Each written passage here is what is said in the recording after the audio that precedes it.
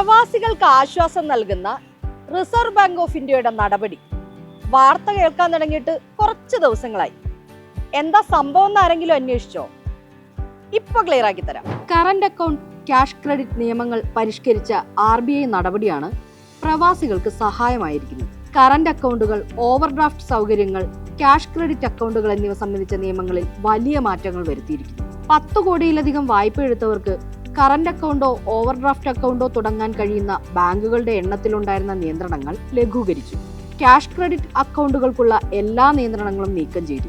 UAE-യിൽ ഇരുന്ന് ഇന്ത്യയിലെ വ്യാപാരം, സ്ഥാപനങ്ങൾ എന്നിവയുടെ സാമ്പത്തിക കാര്യങ്ങൾ നോക്കുന്നവർക്ക് ഇനി ക്യാഷ് ക്രെഡിറ്റ് ഇടപാടുകൾ കൂടുതൽ ലളിതമായി നടത്താം. കളക്ഷൻ അക്കൗണ്ടുകളിൽ ലഭിക്കുന്ന പണം 2 പ്രവൃത്തി ദിവസങ്ങൾക്കുള്ളിൽ പ്രധാന ഇടപാട് അക്കൗണ്ടിലേക്ക് തുടർന്നും ബാങ്കുകൾ കൈമാറും. എല്ലാ ബാങ്കുകൾക്കും എളുപ്പത്തിൽ പാലിക്കാൻ കഴിയുന്ന തരത്തിൽ നിയമങ്ങൾ ലളിതമാക്കിയിട്ടുണ്ട്.